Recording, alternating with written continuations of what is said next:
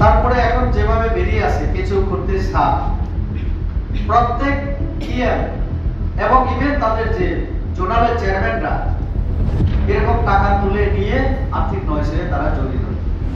আপনারা জানেন আমাদের টিটিএডিসিতে আমাদের ত্রিপুরা মথার এডিসি ইলেকশনে জয়লাভের পরে তাদের প্রশাসন চলছে। তাদের দলের কথা এবং তাদের দলের সুপ্রিমো নন্দজি অনেক কিছু প্রতিশ্রুতি দিয়েছে, যেটা বামফ্রন্ট সরকারের 20-25 বছরের যে অপশাসন তার বিরুদ্ধেও কথা বলেছে। ত্রিপুরা রাজ্যের মানুষ বিশেষ করে টিটিএডিসির সাধারণ মানুষ যারা তারা ভেবেছিলেন হয়তোবা এবারে টিটিএডিসির মানুষের সুদিন আসবে। বলেছিলেন গুড গভর্নেন্সের কথা, ত্রিপ্রাসাদের কথা এবং নির্বাচন ফলাফল 10 তারিখের পরে 11 তারিখে গ্রেটার ত্রিপুরাল্যান্ড যেটা ত্রিপ্রাসাদের বিভিন্ন উন্নয়ন এবং যে সমস্যা সেটা থেকে উত্তরণের জন্য তারা কাজ করবে বলে প্রতিশ্রুতি দিয়েছিল। কিন্তু আজকে প্রায় 1.5 বছর ক্ষমতায় আসীন হওয়ার পরে যে চিত্র আমাদের হাতে চলে এলো তা খুব ভয়াবহ, চিন্তাজনক, নিন্দনীয় এবং আমাদের ত্রিপ্রাসাদ তথা আমাদের ত্রিপুরা রাজ্যের জন্য অত্যন্ত চিন্তাজনক। আমি তো বলবো সংবিধানের প্রতি তাদের আস্থা, সংবিধানের মধ্যে থেকে কাজ করার কোনো মানসিকতাই তাদের মধ্যে নেই, যার ফলে আজকে পরিস্থিতি দিন দিন কিন্তু খুব কঠিন থেকে আরো কঠিনতর হয়ে যাচ্ছে এডিসি এলাকায়। ক্ষমতায় আসার পরে যে কয়েকটা পদক্ষেপ নেওয়ার তারা চেষ্টা করেছিল, তাদের মধ্যে ব্লক তুলে দেওয়া, সাংবিধানিক প্রতিষ্ঠানগুলিকে ধ্বংস করে দেওয়া ইত্যাদি প্রয়াস তারা করেছে। আমি আপনাদের একদম খোলাসা করে বলি, বেশি কথা না বলে, আমাদের হাতে গিরিশ চন্দ্র মুর্মু, যিনি controller and auditor general of India, ওনার একটা চিঠি আমাদের হাতে এসেছে। এটা ছিল 1 জুন 2022। তার আগে অনেক চিঠি আদান প্রদান হয়েছে। এই চিঠিতে মুর্মুজি অভিযোগ করেছেন, চিঠি লিখেছেন আমাদের ডাইরেক্ট এখানে অনারেবল গভর্নর শ্রী আরিয়াজি, এভাবে লেখা আছে। এখানে উনি কয়েকটা বিষয়, প্রায় 5টা বিষয় তিনি উল্লেখ করেছেন। এখানে বলেছেন, গভর্নরকে বলেছেন যে এই ত্রিপুরা রাজ্যে যে টিটিএডিসি আছে, যেখানে ত্রিপুরা মথা শাসন ক্ষমতায় আছে, তারা সাংবিধানিক নিয়ম অনুসারে কাজ করছে, আর্থিক শৃঙ্খলা নেই। পরিষ্কার এখানে লেখা আছে যে যেভাবে কেন্দ্র এবং রাজ্য সরকারের বিভিন্ন স্কিমের মাধ্যমে টাকা দেওয়া হয়, সেগুলি ইউটিলাইজেশন সার্টিফিকেট, তার হিসাব রাখা, হিসাব দেওয়া ইত্যাদি নিয়মে আছে, কিন্তু এই কিছুই তারা করেনি। তার জন্য কন্ট্রোলার এন্ড অডিটর জেনারেল উনি গভর্নরকে চিঠি লিখে বলেছেন পদক্ষেপ নেওয়ার জন্য। তার পরিপ্রেক্ষিতে আমাদের গভর্নরের ডেপুটি সেক্রেটারি, তিনি আমাদের chief secretary government of Tripura, ওনাকেও চিঠি দিয়েছেন। চিফ সেক্রেটারি আমাদের গভর্নমেন্ট অফ ত্রিপুরা টিটিএডিসি যিনি সিইও, চিফ এক্সিকিউটিভ অফিসারকে চিঠি লিখেছেন, সেটা সবটাই কপি আছে, কখন কিভাবে। কিন্তু আজকে 1.5 বছর হয়ে যাওয়ার পরেও টিটিএডিসি এই ব্যবস্থা নিচ্ছে না, অডিট হচ্ছে না, হিসাব তারা রাখছে না কোথাও। তার এরকম প্রচুর আমাদের কাছে তথ্য চলে এসেছে। 2018 আমাদের সরকার আসার পরে এডিসি কে বিভিন্ন দিক থেকে সাহায্য এবং সহযোগিতা করার জন্য আমাদের রাজ্য সরকার পদক্ষেপ গ্রহণ করেছে।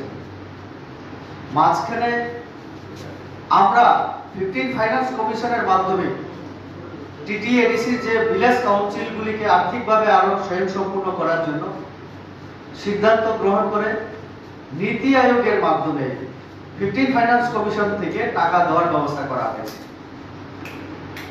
ইতিমধ্যে 170 কোটি টাকা যেটা কেন্দ্র এবং রাজ্য সরকারের বিভিন্ন যে প্রকল্প রূপায়ণের জন্য দেওয়া হয়েছিল তার অডিট তারা করতে পারে। এই চিঠিতে সপ্তাহে বলা আছে এবং তার উদাহরণ আমি যদি দেই তাহলে আমরা দেখেছি 1 কোটি প্রায় 14 লক্ষ টাকা ইতিমধ্যে যারা এক্সিকিউটিভ মেম্বার, আপনারা জানেন আমাদের প্রদ্যুৎজি একবার বলেছিলেন আমরা বিএনপি কালচার পছন্দ করি না, সিকিউরিটি আমাদের দরকার নেই, পুলিশের দরকার নেই। কিছু কিছু এক্সিকিউটিভ মেম্বাররা তারা স্বেচ্ছায় নিরাপত্তা রক্ষী ছেড়ে দিয়েছিলেন। সেই দিন সোশ্যাল মিডিয়াতে কি নাটক হয়েছিল আমরা সবাই জানি। আজকে আমার প্রশ্ন, তাহলে এই কোটি কোটি টাকা পুলিশকে রাখার জন্য, ব্যারাক বানানোর জন্য, দেহরক্ষীদের রাখার জন্য, দালালবাড়ি করার জন্য 12 লক্ষ 13 লক্ষ সবটা হিসাব আছে, টাকা তুলে নিয়ে নিজেরা দালালবাড়ি করছে। যেখানে সাধারণ মানুষের কিছু হচ্ছে না, যেখানে তাদের বিএনপি কালচারের দরকার নেই, তাহলে পুলিশকে রাখার জন্য পুলিশের নাম করে, আপনারা ইতিমধ্যেই জানেন, আপনাদের মিডিয়ার মাধ্যমেও আমরা দেখেছি পূর্ণচন্দ্র বাবু যিনি চিফ এক্সিকিউটিভ মেম্বার, ওনার নামে প্রথম অভিযোগ আমরা শুনেছি। তারপরে এখন যেভাবে বেরিয়ে আসে কেঁচো করতে সাপ, প্রত্যেক ইএম এবং ইভেন তাদের যে জোনালের চেয়ারম্যানরা এরকম টাকা তুলে নিয়ে আর্থিক নয়সে তারা জড়িত। তার তদন্ত হওয়া উচিত, হিসাব হওয়া উচিত, জনগণের কাছে সেটা পরিষ্কার হওয়া উচিত। আপনারা দেখুন, আরো একটা উদাহরণ আমি যদি দিই, থানচার কথা বলে আমি ঠিক আছে অন্য সম্প্রদায়ের কথা বাদ দিলাম, জনজাতির মধ্যে 19টা সম্প্রদায় আমরা আছি। 20 জন কিছুদিন আগে যে নার্সের চাকরি নেওয়া হয়েছিল, 19টা সম্প্রদায় আছে। ওইখানে যেমন কমন কলেজ আছে, তেমনি আমাদের দলিত আছে, তেমনি আমাদের বিভিন্ন সম্প্রদায়ের ইয়েরা আছে। কিন্তু আমরা দেখেছি 20 জন যে নার্স শুধু একটা সম্প্রদায় থেকে। এখন গ্রামাঞ্চলে গেলে আমরা শুনতে পাই এটারই থানসা। পাবলিক এখন প্রশ্ন করছে, আমি আপনাদের মাধ্যমে তাদের কাছে আমি প্রশ্ন করতে চাই, একটা সম্প্রদায়কে শুধু দিয়ে দেওয়া হবে, সেখানে পরিষ্কার জনগণের অভিযোগ, যারা পায়নি তাদের অভিযোগ, যারা ইন্টারভিউর জন্য দরখাস্ত দিয়েছিল তারা বলেছে টাকার মাধ্যমে সেটা দেওয়া হয়েছে। তো একদিকে অডিট যেগুলি বিভিন্ন কেন্দ্রীয় স্কিমের মাধ্যমে, রাজ্য স্কিমের মাধ্যমে টাকা দেওয়া হচ্ছে, সেটা যেমন হচ্ছে না, তেমনি এর আগে জুনিয়র ইঞ্জিনিয়ার কিছু পদ সৃষ্টি করে তারা নিয়েছিল, সেটা নিয়ে অনেক ডেপুটেশন আমরা দেখেছি। সেই সময় আমরা দেখেছি যে টাকার বিনিময়ে হয়েছে। এরপরে আরেকটা খুবই যে একাডেমি, ইভেন সেখানে ভর্তির জন্য 20 থেকে 30,000 টাকা ক্লাস 1 ভর্তির জন্য টাকা নেওয়া হয়। এটা আমার কথা না, আমরা মিডিয়ার মাধ্যমে দেখেছি অনেক মহিলা কাটাকাটি করেছে সেখানে গিয়ে। অর্থাৎ আমার চিফ এক্সিকিউটিভ অফিস থেকে শুরু করে, মেম্বারের অফিস থেকে শুরু করে একদম সাব জোনাল অবধি তাদের সব জায়গায় কারাপশন হচ্ছে, হিসাব নেই, সরকারি কোনো হিসাব নেই। তো একটা স্বচ্ছ প্রশাসন দেওয়ার কথা বলে, যেখানে আমাদের এডিসি এলাকায় নানা ধরনের সমস্যা আমরা দেখছি, পানীয় জল, রাস্তাঘাট, স্বাস্থ্য পরিষেবা, বিদ্যুতের পরিষেবা, তারা সেই জায়গায় কাজ না করে, মনোযোগ না দিয়ে নিজেরা ইনকামে তারা ব্যস্ত। আমরা দেখেছি যে টিটি এডিসি যতগুলি জোনাল এবং সাব জোনাল আছে, সেখানে কিছুদিন আগে আমাদের ত্রিপুরা সরকারের পক্ষ থেকেও অডিট করানোর জন্য বারবার চাপ দেওয়া হয়েছে, কিন্তু আজ পর্যন্ত তারা, আমাদের কাছে যতটুকু খবর এই পর্যন্ত 8টা জায়গায় তারা অডিট করিয়েছে, করায়নি। অথচ সাব জোনালে আমাদের প্রায় 43টা জায়গায় আছে, 8টা জোনাল, সেখানে কি হচ্ছে কারোর কোনো হিসাব নেই। তো কাজে এই জন্য এই সমস্ত অভিযোগ নিয়ে আমরা মাননীয় রাজ্যপাল, ত্রিপুরা রাজ্য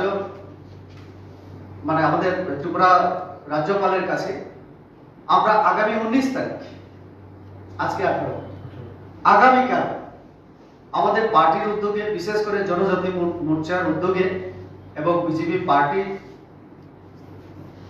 উদ্যোগে, প্রদেশের সহায়তায় আমরা আমাদের প্রত্যেক সাব জোনালে সাধারণ মানুষ, আমাদের কর্মীরা, আমরা রাজ্যপালের উদ্দেশ্যে আমরা মেমোরেন্ডাম আমরা সাবমিট করব। আমরা রাজ্যপালকে অনুরোধ করব, যেহেতু ভারত সরকারের অডিটর জেনারেল চিঠি লিখেছেন, তার পরিপ্রেক্ষিতে চিফ সেক্রেটারি সিইউ কে চিঠি দিয়েছে, 1.5 বছর হয়ে গেল, আজ পর্যন্ত কোনো পদক্ষেপ তারা নেই। তো আমরা জানি একমাত্র রাজ্যপালের ব্যক্তি যিনি টিটি এডিসি ব্যাপারে হস্তক্ষেপ করতে পারেন, কারণ ওনার এই ক্ষমতা আছে। আমাদের দাবি, এই যে আর্থিক নয়সয় হচ্ছে, যেগুলি টাকা দেওয়া হচ্ছে কেন্দ্র এবং রাজ্য সরকারের পক্ষ থেকে, যেটা জনগণের উন্নয়নের জন্য আমাদের কেন্দ্র রাজ্য সরকার দিয়েছিল, তার হিসাব হোক, অডিট হোক, জনসম্মুখে আনা হোক, কোথায় কি হয়েছে আমরা জানতে চাই, পাবলিক জানতে চাই। আমাদের কাছে তথ্য আছে, পুরাতন যে কাউন্সিল ভবন, সেখানেও তারা মেরামতের জন্য করেছিল, সেখানেও নয়সয় হয়েছে। তো রাজ্যপালের মাধ্যমে আমরা এইগুলি আমরা অভিযোগ করতে চাই আমাদের যে উনি যেন হস্তক্ষেপ করেন। আগামীকাল আমাদের সাব জোনাল লেভেলে হওয়ার পরে, আমরা কয়েকদিন দেখার পরে আমরা জোনাল লেভেলে যাব, তারপরে আমরা রাজভবন পর্যন্ত আমরা যাব এই বিষয় নিয়ে।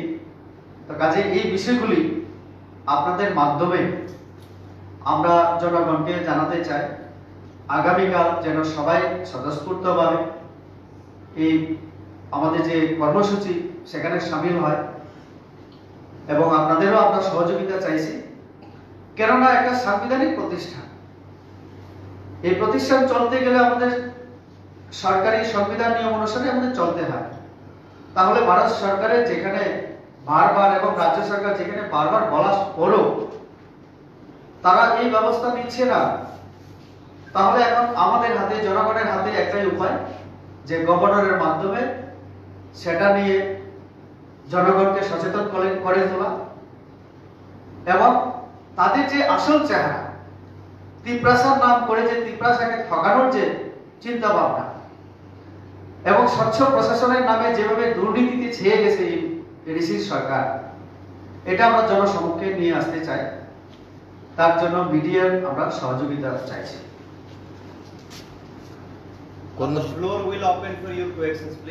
আন্দোলন কর্মসূচিটা কি হবে? প্রত্যেক সাব জোনালে আগামী দিন গণ ডেপুটেশন বা মেমোরেন্ডাম সাবমিট করা হবে। আমাদের সাব জোনাল 44 সব জায়গায় হবে, মানুষ যাবে সেখানে, মেমোরেন্ডাম সাবমিট করবে গভর্নরের উদ্দেশ্যে। সাব জোনাল উনি ওনার সিইওর মাধ্যমে পাঠাবেন, এটা আমরা আশা রাখছি। এভাবে জোনাল নেক্সট পর্যায়ে হবে। তারপরে আমরা কিছুদিন দেখার পরে যদি না হয়, আমরা সরাসরি গভর্নরের সঙ্গে দেখা করব। জনগণ এই যে অন্যায় হচ্ছে, আমরা জনগণের তরফ থেকে আমরা গভর্নরের কাছে আমরা এই বিষয় নিয়ে আমরা যাবো দেখা করব।